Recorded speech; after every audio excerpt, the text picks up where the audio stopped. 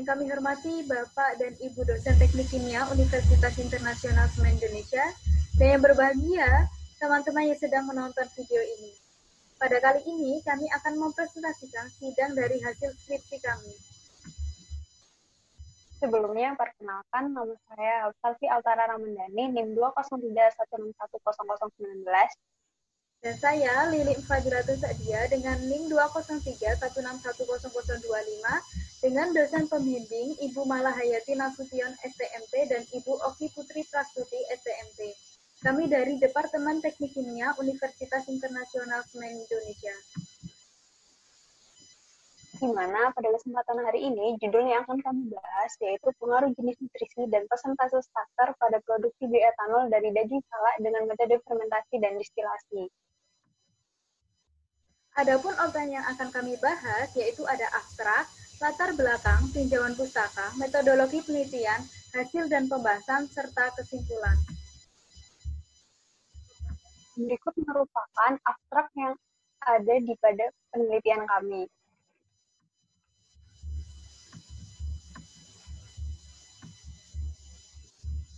Latar belakang dari penelitian kami, dari segala aktivitas kebutuhan manusia, baik di dunia industri, transportasi, pasti membutuhkan yang namanya energi. Namun, di dunia ini, untuk energi terbarukan hanya dipasok sebesar 14%, dan energi tidak terbarukan sebesar 86%. Oleh karena itu, terjadi ketidakseimbangan antara kebutuhan energi dengan cadangan energi itu sendiri. Oleh karena itu, pemerintah menetapkan Peraturan Presiden Republik Indonesia Nomor 79 Tahun 2014 tentang Kebijakan Energi Nasional. Salah satunya yaitu tentang diversifikasi energi. Indonesia merupakan negara yang memiliki banyak sekali beragam macam tanaman yang dihasilkan. Salah satunya adalah buah salak yang terletak di daerah Jawa Timur. Di mana dari tahun 2015 sampai 2019 terus mengalami peningkatan. Maka dari itu, solusi yang akan kami gunakan yaitu untuk membuat daging salak tersebut menjadi bioetanol, di mana bioetanol itu sendiri mempunyai nilai oktan tinggi, pembakaran lebih sempurna, mengurangi efek rumah kaca, dan mengurangi pembentukan karbon dioksida hingga 18% dalam pembakaran. Tujuan dari penelitian kami yaitu yang pertama untuk mengetahui pengaruh jenis nutrisi pada proses fermentasi terhadap produk bioetanol yang dihasilkan. Yang kedua yaitu mengetahui pengaruh persentase starter pada proses fermentasi terhadap produk bioetanol yang dihasilkan. Yang ketiga yaitu mengetahui jenis nutrisi dan persentase starter yang optimum pada proses produksi bioetanol. Dan yang keempat, mengetahui perbandingan bioetanol dari daging salak dengan bahan baku lain. Daging buah salak mengandung sekitar 60,8% glukosa. Glukosa ini yang nantinya akan dikonversi pada proses fermentasi menjadi bioetanol. Proses fermentasi sendiri yaitu proses pengubahan glukosa menjadi etanol melalui glikolisis. Dengan reaksi fermentasi yaitu C6H12O6 atau glukosa menjadi C2H5OH etanol dengan produk samping yaitu CO2 dan nanti akan menghasilkan ATP.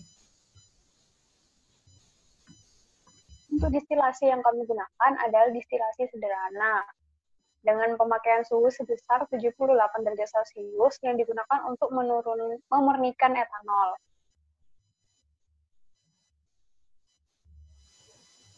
Sedangkan untuk bioetanol itu sendiri merupakan sumber energi alternatif yang dapat diperbarui sehingga dapat mengurangi kelangkaan energi. Berikut merupakan penelitian terdahulu yang menunjang penelitian kami.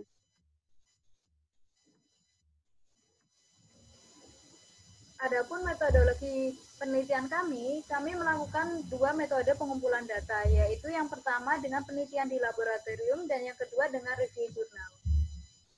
Berikut ini merupakan alat penelitian pada penyiapan inokulum.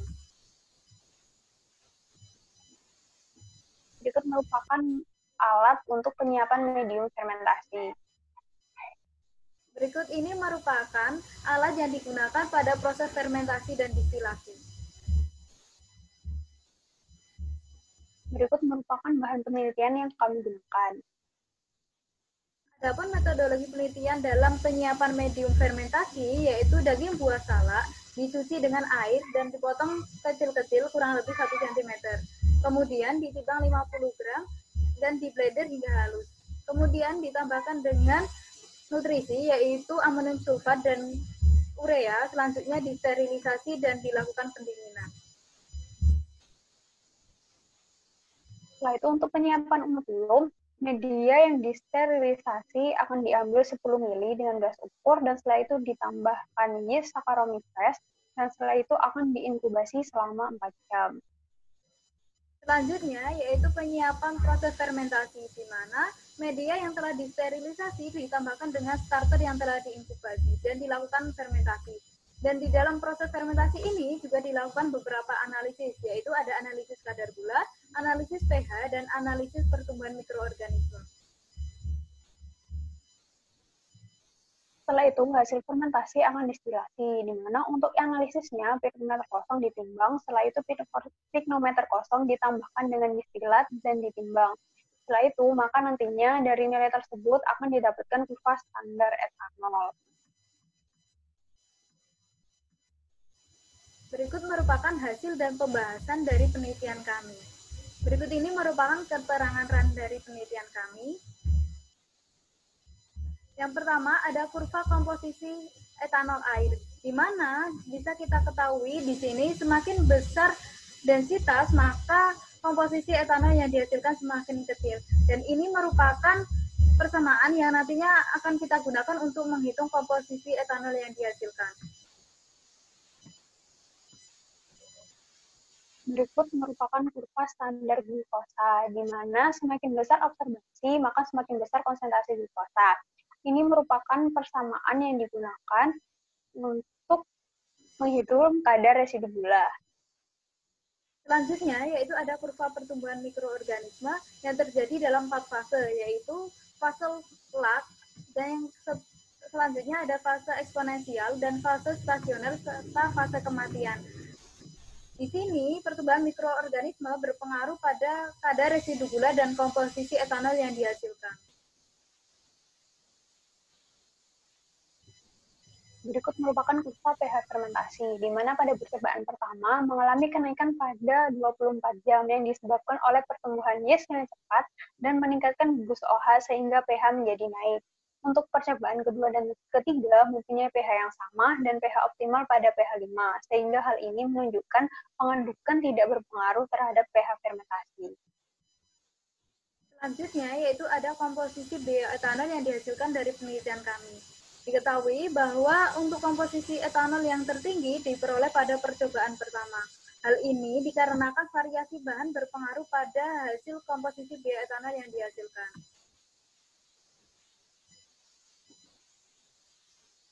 Selanjutnya yaitu ada hasil review jurnal yang relevan dengan penelitian kami. Yang pertama yaitu menurut Silaban dan Yuwono tahun 2017, yaitu mengenai kurva pertumbuhan Saccharomyces cerevisiae, di mana untuk pertumbuhan Saccharomyces cerevisiae terjadi dalam 4 fase, yaitu fase lag, fase eksponensial, fase stasioner, dan fase kematian. Semakin banyak jumlah mikroorganisme yang dihasilkan, maka semakin banyak kadar gula yang dikonversi menjadi etanol oleh Saccharomyces cerevisiae, sehingga menyebabkan penurunan kadar gula di dalam media fermentasi dan menghasilkan etanol yang lebih tinggi.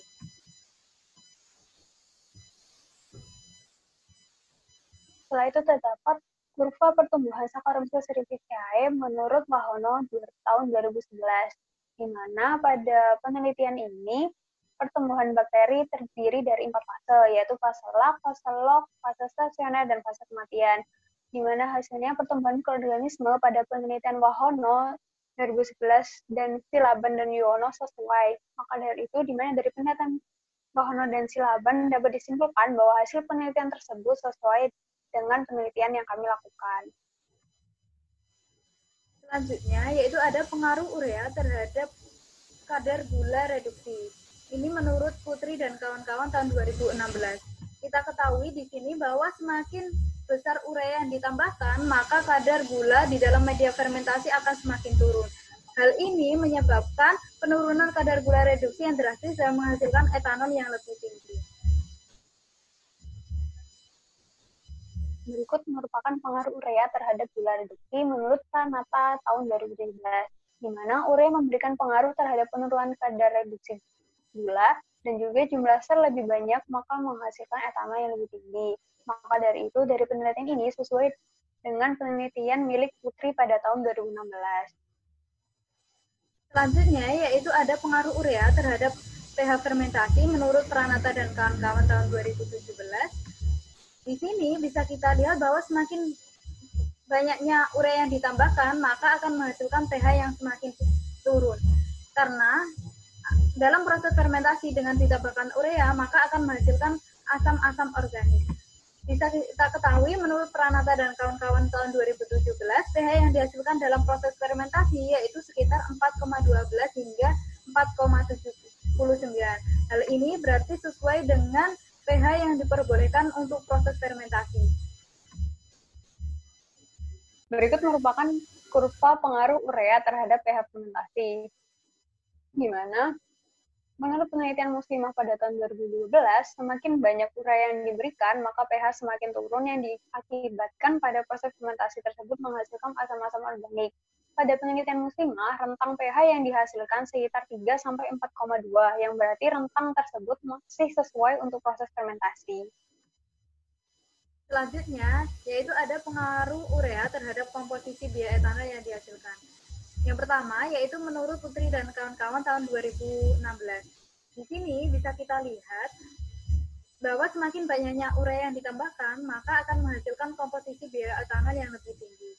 Selanjutnya, yaitu ada menurut Purnamasari dan kawan-kawan tahun 2016 dengan persentase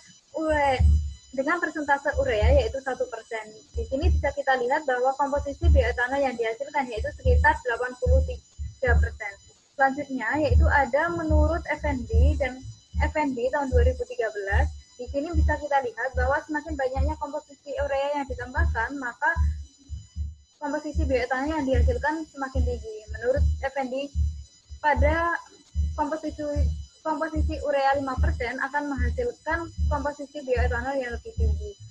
Selanjutnya yaitu menurut Tabar dan Antonius tahun 2010, bisa kita lihat bahwa dengan komposisi urea 1% akan menghasilkan 15% komposisi bioetanol.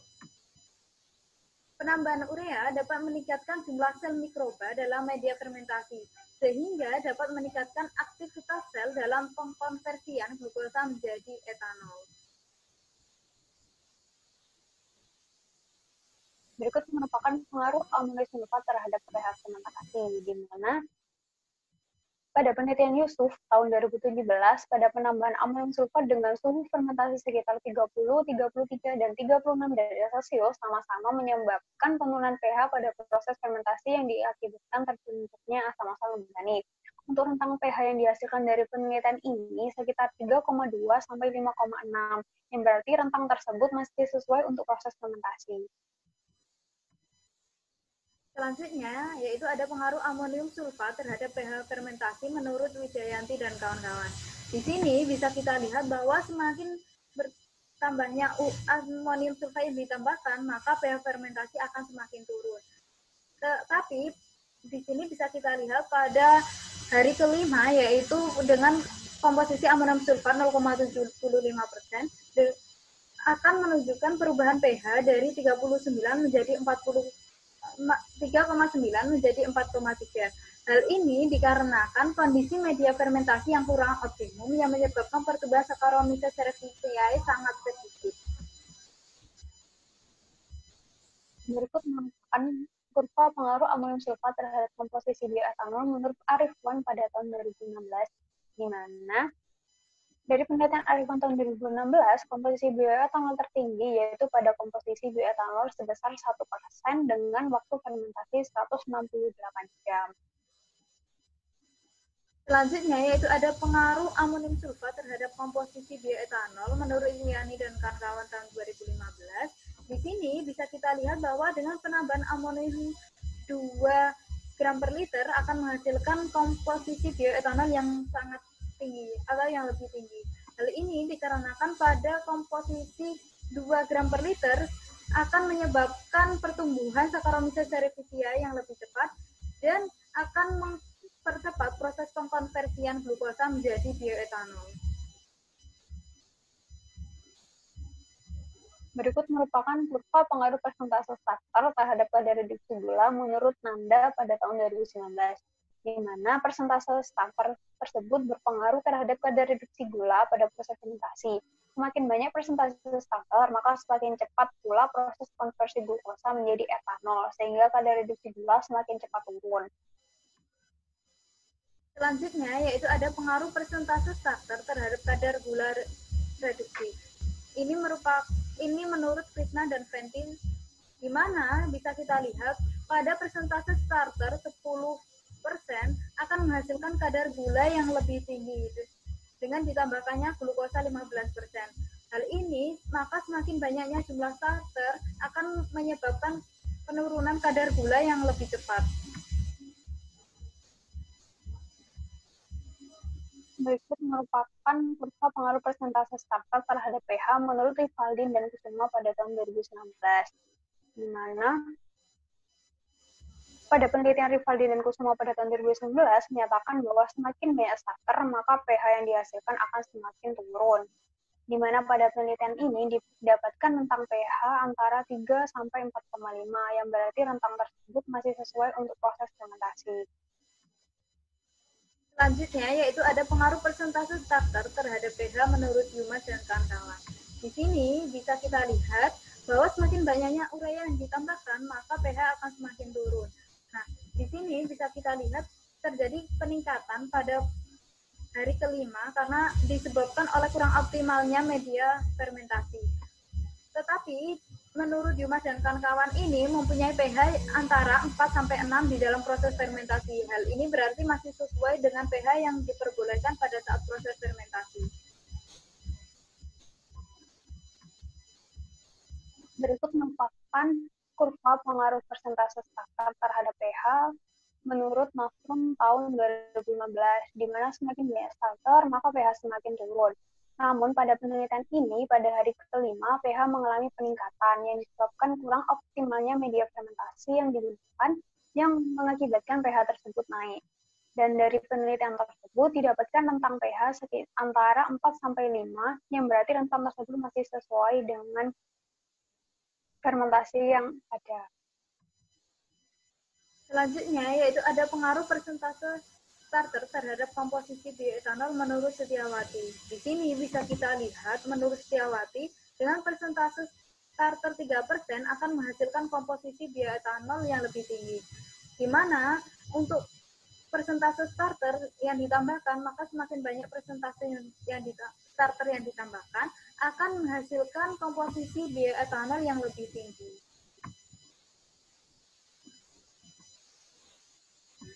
Berikut merupakan kurva pengaruh persentase starter terhadap komposisi bioetanol, di mana dari penelitian Tamrin pada tahun 2019, Juli 2016, dan juga di Vivaldi dan Kusuma pada tahun 2019, didapatkan komposisi bioetanol yang paling tertinggi, yaitu dengan persentase starter sebesar 2,25%.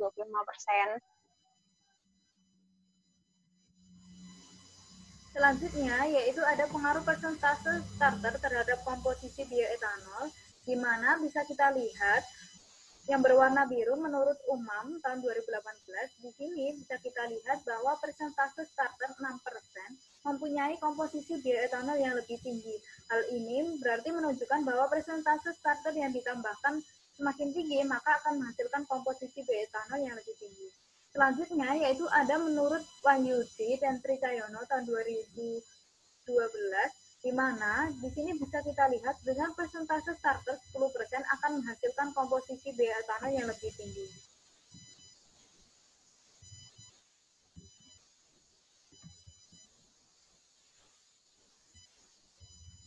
Berikut merupakan kesimpulan hasil penelitian.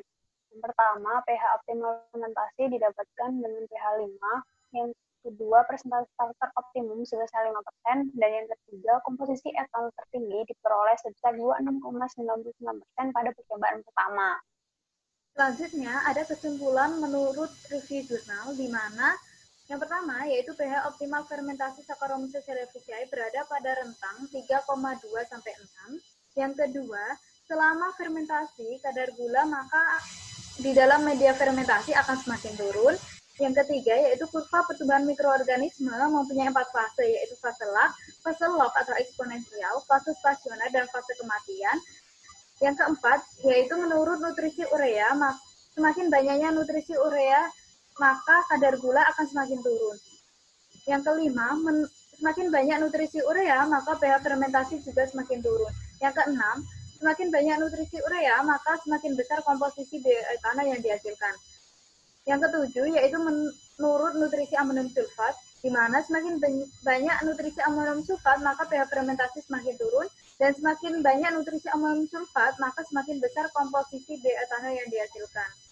Selanjutnya, semakin banyak persentase starter maka kadar gula semakin turun, semakin banyak persentase starter maka pH fermentasi semakin turun, dan semakin banyak persentase starter juga maka akan dihasilkan komposisi bioetanol yang lebih banyak. Baik, sekian presentasi dari kami. Apabila ada kekurangan kami mohon maaf. Assalamualaikum warahmatullahi wabarakatuh.